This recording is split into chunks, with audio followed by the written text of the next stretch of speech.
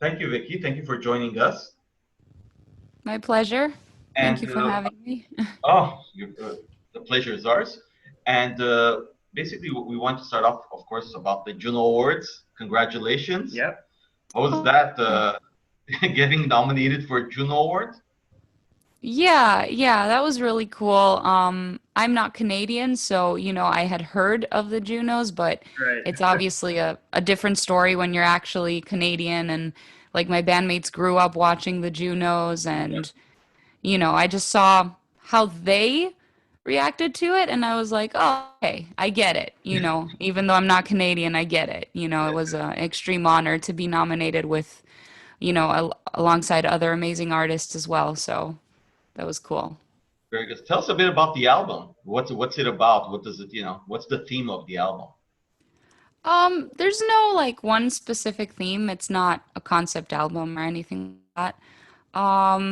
So I'm not too sure what to say. I think every song has its own story and its own vibe.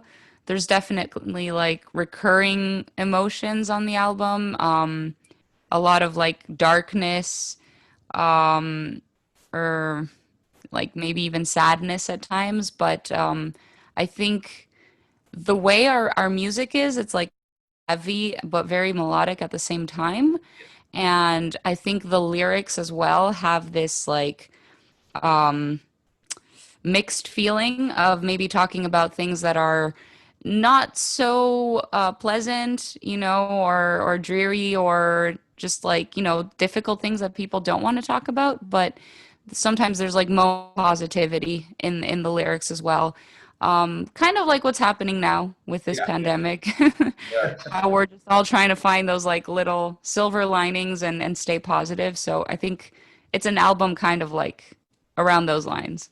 Do you all participate in the songwriting process? Yes and no. There are like, primary songwriters in the band. Majority of the songs are written by Danny, guitar player, and then he shares it with the guys and they'll, tweak their own parts. Kels will tweak his bass, Simon will write his own drums, Paco will add his leads. And then Paco and Simon also co-write sometimes by like either contributing full songs or just sitting with Danny and changing some things. And then I'll take the song and I'll just put my own lyrics and vocals on it. Sometimes I'll get lyrics from the guys that they just randomly wrote. They're like, "Hey, I wrote this verse Cool. or this paragraph. If you feel like using it anywhere, feel free." Yeah. But yeah, it's like collective effort, but it's not like the old school style where people used to sit together in the jam space and write together. It's kind of like no, everyone's in their own separate space and doing what they can. Cool. So the arrangement, I guess, would be more of a group effort in that way. The arrangement as a whole. Um, so Yeah. yeah. So I wanted to ask you, when did you get into metal music in the first place? Oh, long time ago. As a teenager, I think I was in middle school, so like roughly around 12, 13. Right. Um, I I had a friend that gave me like a mixed CD at the time, and it just had a bunch of like hits from various bands, like classics like Iron Maiden or Metallica or Judas Priest. And I hadn't heard anything like that before. Like I think the heaviest music I had heard at the time that was like popular was like I don't even know, like Linkin Park maybe. Yeah. Yeah. Yeah. That was the time when like new metal was coming up or just like Like rock, early 2000s, I guess. pop rock, pop metal. Yeah. Yeah, early 2000s. And I always did enjoy music like that. Like I bought the first two Linkin Park albums, I was like, I really like this because it reminded me when that came out, it was like something that I'd heard already. It had like those mainstream pop choruses and the rapping, 90s was a big decade for rapping, especially in the States. So when I heard Linkin Park, I was like getting all those elements that I had heard before, but there was a heaviness underneath, like the guitars and all that, and that was like interesting. And I think that's what pulled me towards that genre of music. Mhm. And then when I heard actual, like real classic metal, I was like, wow, okay, this is definitely different that's on the radio, and I just really got into it. Awesome. And who are some of your influences in writing or even your vocal style? Because I know you growl and sing clean. So maybe Yeah, talk a bit about that. I really don't know at this point. I mean, I've lost all track. Like, Yeah. How do you um, get into growling? Like, mm? just for people that are not familiar with the growling aspect of metal, How do you start how does doing it? it? Yeah, like is there? There's no one formula. I think now, like harsh vocals are becoming their own thing and studied and like lessons for it and all that. But I think 10 years ago, I don't think that was the case. I think a lot of people just tried a bunch of different things and probably failed miserably in the beginning until they got it to sound good and feel good too. Because Yeah. you could achieve a really good sound, but maybe improper technique and like ruining your voice. So I think my journey was I just like started with experimenting. I wouldn't say I approached it any differently than I did with singing. A lot of the things that I do vocally, they're by, I wouldn't say imitation, but mostly just like if I hear something, a band or a song or something that like I think is interesting vocally, I have that like bug in my head trying to think, how can I do this, vocal style. And obviously, I do it in my own way always. I try to sound like myself. I'm not trying to copy someone else. And I think I just approached screaming and growling the same way. Just like listen to bands that I liked the Mhm. sound and just kind of like, okay, how is he doing that? And then I tried doing it for myself. Okay. Interesting. And aside from being a vocalist, you're also a drummer. Is that correct? No, I wish I were. No. It, I There's. looking into a bio, we saw you play drums in a band called Rage of Romance. Yeah. Drums, really? No, I sang on their album. I don't know who wrote that. Wow. That Somebody is wrote that. Somebody wrote that in Wikipedia, Oh, that's lovely. That's fantastic. and so you also have a band called Eve. EVE. Yeah, so all these are like projects I did before joining the Agonist. Rage of Romance is a Greek band at the time. They were releasing their first album. They had most of it done, and then they found me and they were like, "Do you want to do the vocals on the album?" And I agreed to do it, as session work at the time. Mhm. So we wrote that album together, and then Eve was a project of mine where I collaborated with other musicians and wrote the music. So I don't play drums, but Okay. I do have. I wish I could play drums, but I do have a basic music understanding. I play a bit of piano. I know music theory. I Mhm. can play a few chords on guitar, but I never actually sat down to learn technique properly like I have with singing. Okay. So I can write music, but I definitely require like other great musicians, by my side to help me bring the songs to life. So, yeah, those were all things I did before joining the Agonist, and I'm really proud of, and hopefully I'll be doing a lot more of that in the future too. Perfect. Cool. And that brings us to your personal projects. We know that online you do a lot of covers. We visited it, and Mhm. you posted one today. In fact, we thought Yeah, it was Yeah. Alexa song. It was a very good version of that song. thank you. Thank And you. if you want to speak about that aspect of your personal projects, Yeah, I mean, look, for me, music, it's always been just about the music, and it's great. I have the Agonist. I have a creative outlet to write my own music and my own lyrics and sing the way I want to sing.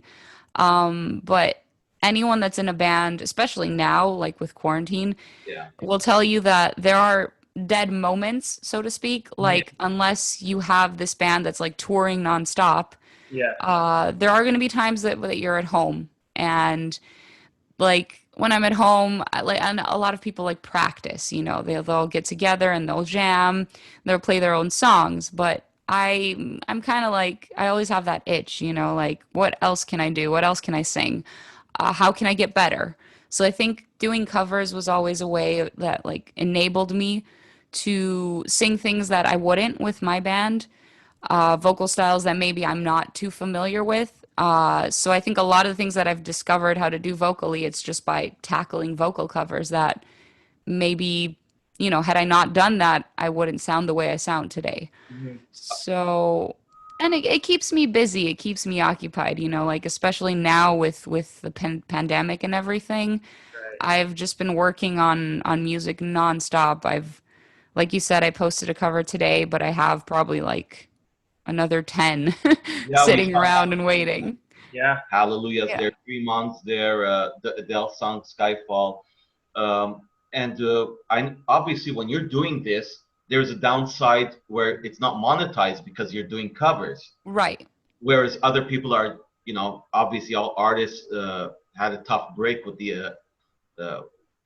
with The whole the whole virus thing. Yeah. So they're trying to find ways for income. Obviously, it's normal. You got to make a For living. sure.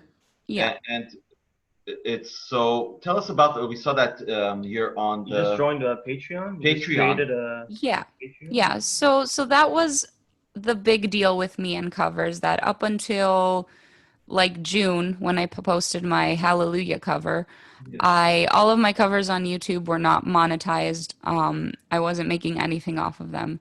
So I sat down and I thought, how can I still keep doing this, but try and make some kind of money off of it? Sure. So I think YouTube is a little bit like flaky. You don't know. Some covers you might upload and the publishing rights grant you shared revenue right off the bat, thankfully. And some others are a little more strict and you have to contact the publishers and try to get a license. And depending on the song, like if it's a really popular song, you could end up paying thousands of dollars for it. So it's a little bit flaky. It's not something you should be relying on. No. So instead, what I'm doing is I'm putting my songs on all streaming platforms, trying to build, at least that aspect of it. And on top of that, I made the Patreon page just so anyone that like wants to support me, they get some maybe more exclusive content, early access to these covers or like behind the scenes stuff, how it's done.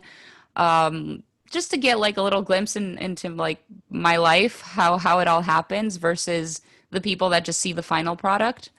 Because there are a lot of hours of work put into it. I've been working with Cody on my last covers, but whoever I have worked with, it's always like a collective effort, but it's something that we do alone. Like we don't hire a filming crew, we don't do anything. It's all done here, Yeah. And it's a lot of hours of work just to film, to edit, and then just mixing the song and getting everything done the way you want to do it. So I think musicians definitely have the worst end of the deal, Yeah. like you said. Like we Yeah. put hours and hours of work into something and we make barely any money off of it. Yep. But we do it because we love it. That wouldn't, deter me from doing anything. I wouldn't ever say like, "Oh, I'm not making money off of this. I guess I should stop." Yeah. I just try to think of outlets and ways I can make some kind of income off of music. So, there's the Patreon, there's the distribution now.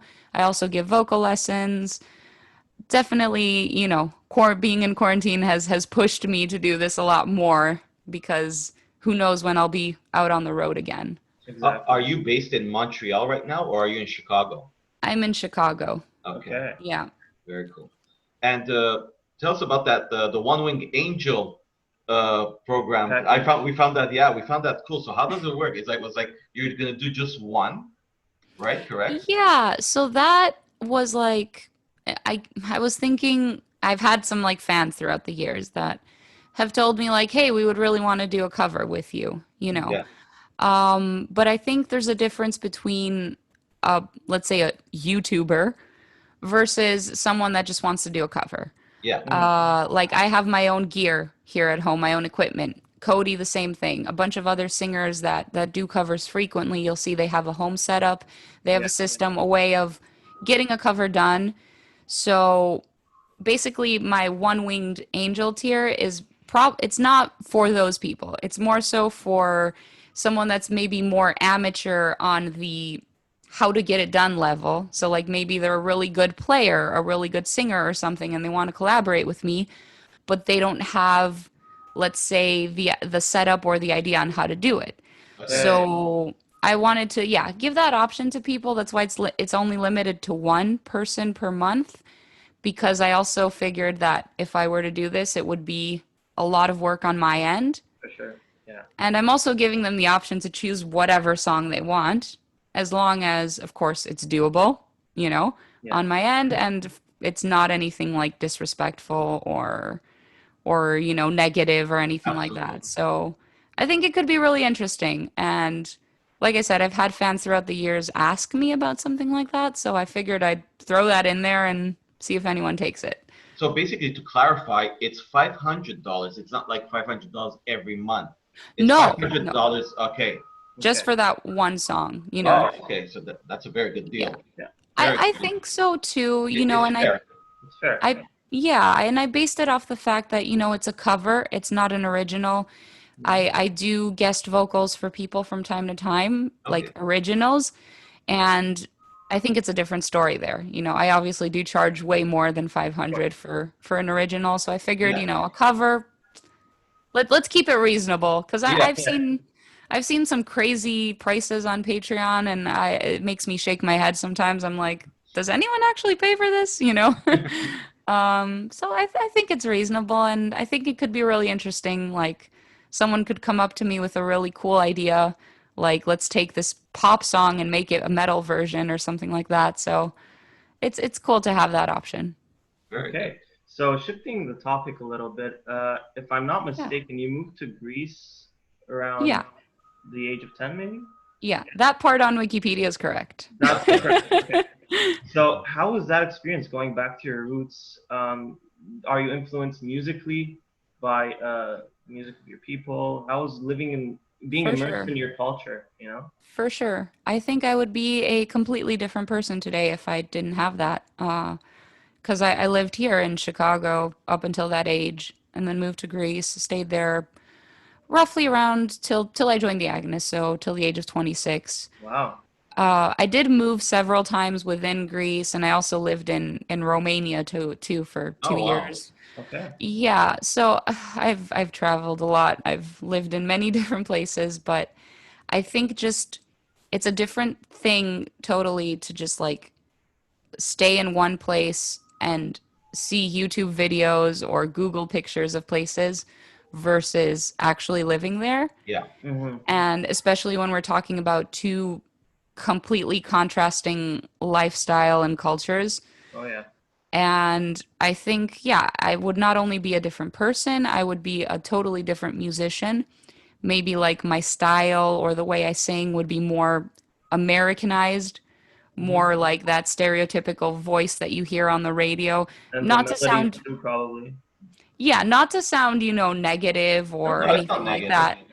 But yeah, I think it just added different elements to my identity where I really think that if someone hears my voice, they know it's me.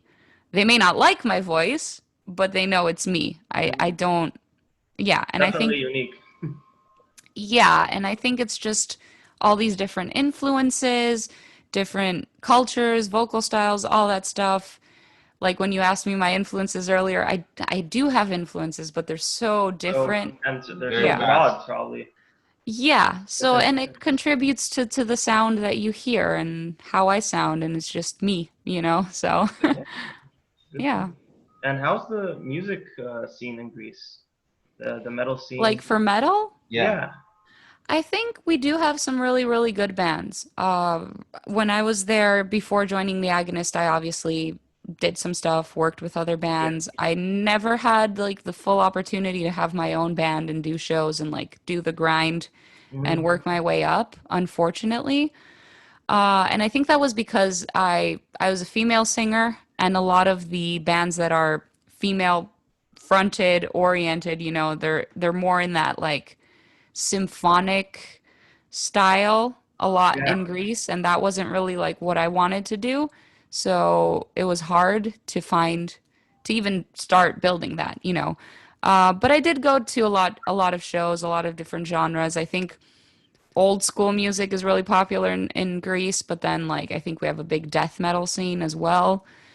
And there's definitely a lot of talent there, a lot of good bands. It's just a very different culture. So I feel like maybe my main problem living in Greece was it was hard to find like-minded people with a lot of drive Okay. and a lot of that That like ambition. that ambition to just be like, Right. screw my day job, I'm gonna go on tour, I'm gonna live in a van, I Yeah. might come home with debt, but I don't care type of Yeah. thing. Yeah. You won't find a lot of bands like that in Greece. A lot of people, I think because the economy too is structured that way that it's not like the Doesn't States. encourage it, right? It's what? It doesn't encourage that lifestyle. Well, it's hard because like in the States, let's say you have a job. You have a job, like a shitty job that's minimum wage, and you just say, screw it, I'm gonna quit the job, I'm gonna go on tour. You know that when you come back home, you're gonna get another job right away. Yeah. No Yeah. problem. In Greece, it's a little different. If you have something good, you're kind of like, oh, I have to hold on to this because if I lose this, who knows when I'm going to get another opportunity like this. And I think that discourages a lot of people, and rightfully so. It's Yeah. hard Yeah. to just be like, screw it, I'm just going for it. But that being said, I think the most successful bands coming out of Greece are bands that have done that. You know, like if we want to talk about Rotting Christ or Septic Flesh, those are like older bands, or like more recently, Suicidal Angels. I don't know if you've heard of them, a thrash metal band from Greece. Yeah, they were the type of band that rose to fame because they just got in a van and did tours and played venues with like weren't actually venues, just bars, and Oh, we'll check them out for sure. They paid their dues, right? Yeah. you have to pay your dues. I think no matter what you do, Yeah. unless you're extremely lucky and you get discovered when you're 16 or something, but Yeah. I think you have to not only pay your dues to expect any success, I think you have to pay your dues just to grow as a person as well. Because need if to you just agree. get everything handed to you, You don't I don't appreciate think it as much. you don't appreciate it, and I don't think you'd know what to do with it. You know? Good point. Yeah. Wow. Is there anything you'd like to say to the viewers? Yeah, to the Anything, listeners. anything. I mean, that's always a question that puts me a little bit on the spot. I don't really know it. I mean, I always Well, obviously. Mhm. I mean, is there anything new coming with the band? Any new albums? Any updates? Anything Right. to look forward to? Right. Let's see. I mean, obviously for me, you can expect a lot of covers. Like I said, I have a lot of We'll have stuff on the more. back burner, yeah, coming out. I'm looking forward to Halloween month because I'm gonna be experimenting with like costumes and just trying to make it fun, you know? Yeah. Yeah. Yeah, so I think I'm trying to take this like YouTube channel to a more entertaining space right now where it's like I'm not only doing the cover, but I'm also just having fun with it because I am having fun with it, you know? Good. So I'm looking forward to that. And I think with the band, we do have some stuff, but it's not anything like coming all that soon. I think we Yeah. can start talking about next year, Yeah. maybe spring of next year. We have a Latin American tour that was announced for next May, hoping that won't change. Yeah. But yeah, we might release something around that time, you know, just get the band going again. Yeah. Cool. So yeah, we are working on music, but definitely nothing that can be released anytime soon. So yeah, just trying to keep busy in the meanwhile. So if you want to support me or just get like a lot of content, I have the Patreon, like I said. And yeah, just I guess a big thank you. I always thank all my fans for just being there for me and supporting me and the band as well. I think that's it. Well, thank you for joining us today. We Thank you really so much. appreciate it, and we'd like to meet you Yeah. in person one day once all this is Yeah. over. We could do a face to face, you know. Yeah. For sure. And that we would be wish great. you and the band good luck. All the best to you guys. Ευχαριστώ Thank you. πολύ. Oh, thank you. Παρακαλώ. And yes, go ahead. Yeah, no, I was going to say wish you all the best with your new podcast as well. Hope it Thank you goes Thank well. very you. much. We Appreciate appreciate it. Thank Take you, care and guys. keep safe. Yeah. Stay You safe. too. Stay safe. Thank Bye-bye. you. Right. Bye-bye. Bye.